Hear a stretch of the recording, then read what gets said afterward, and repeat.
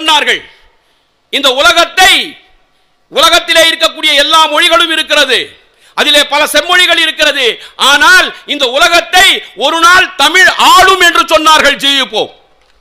வெள்ளக்காரன் கேட்டான், எப்படி ஆளும் அது எப்படி ஆளும்? எவ்வளவு பேர் இருக்கிறார்கள் தமிழ் பேசக்கூடியவர்கள்? உலகத்திலே எவ்வளவு பேர் இருக்கிறாங்க? அந்த காலத்தில் 5 கோடி பேர். ஜி.யு. போப்புடைய காலத்தில் 5 கோடி பேர் எப்படி உலகத்தை ஆள முடியும்? உலகத்தில் எப்படி தமிழன் ஆள முடியும்? தமிழன் எப்படி ஆள முடியும்? தமிழ் எப்படி ஆள முடியும் என்று கேட்டார்கள். ஜி.யு. போப் சொன்னார், தஞ்சாவூருக்கு போயிருக்கிறியா? நீ போயிருக்கிறேன். தஞ்சாவூர் கோயிலை பார்த்துருக்கிறியா? பார்த்துருக்கிறேன். அந்த கோயில் எப்படி கட்டப்பட்டிருக்கிறது என்று கேட்டார்கள். அவன் சொன்னா, கோயிலா? அது எப்படி கட்டணுமோ அப்படி கட்டியிருக்கிறான். இல்லைப்பா, கோயிலெல்லாம் பார்த்தியா? எப்படி கட்டியிருக்கிறோம்?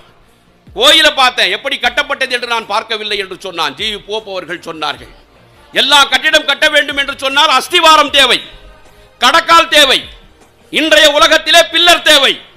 ஜி.யு. போப் அவர்கள் சொன்னார்கள், தஞ்சாவூருடைய பெருவுடையார் கோவில் கடக்கால் அஸ்திவாரம் என்பது கிடையாது. கடக்கால் இல்லாமல், அஸ்திவாரம் இல்லாமல், எந்த பில்லரும் இல்லாமல் அந்த கோவில் நின்று கொண்டிருக்கிறது. கல்மேல் கல் வைத்து, கல்மேல் கல் வைத்து, கல்மேல் கல் வைத்து அந்த கோவிலை கட்டி இருக்கிறான் ராசராச சோழன். கோபுரத்தினுடைய எடை மட்டும் 80 டன்.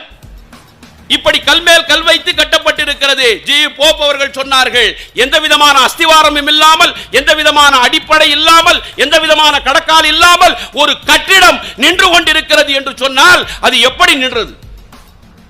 இன்றும் கூட ஆச்சரியம். ஜி.யு. போப் அவர்கள் சொன்னார்கள், அந்த ராசராச சோழன் அந்த கோவிலை கட்டினான். அந்த கோவிலை அவன் எப்படி கட்டினான் என்று சொன்னால், அங்கே உள்ளே பிரதிஷ்டை செய்திருக்கக்கூடிய பெருவுடையார் கோயில், சிவபெருமான் காட்சி அளிக்கிறார். 12 அடி உயரம் அவருடைய வடிவம், 12 அடி உயரம். தமிழனுடைய உயிரெழுத்து 12. பீடம் 6 அடி, பீடத்தில் இருந்து 12 அடி, மொத்தம் 18 அடி.